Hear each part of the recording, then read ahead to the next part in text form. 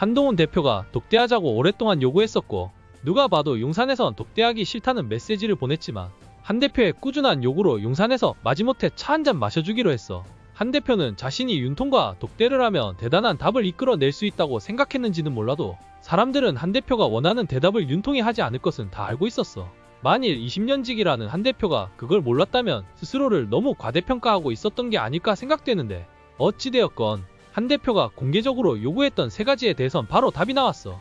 첫째, 김 여사 관련 대통령실 인적 쇄신 반드시 그리고 시급하게 필요합니다. 이에 대한 답은 구체적으로 그들의 문제가 확인된 사실이 없다. 둘째, 김 여사가 대선 당시 약속한 대로 대외 활동 중단해야 합니다.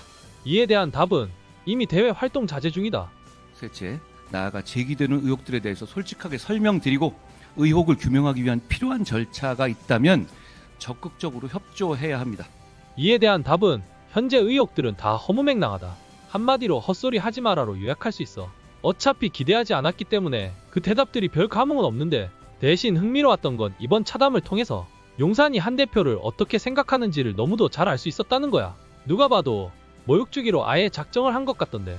우선 첫 번째로 윤통이 이후 사무총장과 전화통화한다면서 20여 분 동안 한 대표를 밖에서 기다리게 했다고 하고, 두 번째는 차담하는 사진을 보면 누가 봐도 대통령이 인상 쓰면서 한 대표를 나무라는 듯한 모습인데다 장소도 허름하고 결정적으로 한 대표 옆에 정진석 비서실장을 같이 앉힘으로써 자신이 한참 윗사람임을 분위기로 알 수 있게 했는데, 아마도 이러려고 한 대표가 자신도 비서실장 데리고 간다고 했을 때 용산에서 거절한 게 아니었나 싶어. 세 번째는 산책하는 사진을 보면 대통령은 주머니에 손을 넣고 걸으면서 한 대표를 여전히 자신의 꼬붕으로 여긴다는 걸 보여주고 있어. 네 번째는 한 대표가 대통령실 인적 쇄신을 말하겠다고 한 상황인데 차담 자리건 산책하는 자리건 인적 쇄신 대상자들이 포함된 비서관들을 대동하고 다닌 건 한마디로 입 다물라는 신호로 보여. 그런데 어떤 면에선 앞에 네 가지 상황은 애교일 수 있어. 내가 생각하는 최대의 모욕은 대통령이 한 대표와 차담이 끝나자마자 추경호 원내대표 등과 만찬을 했다는 거야.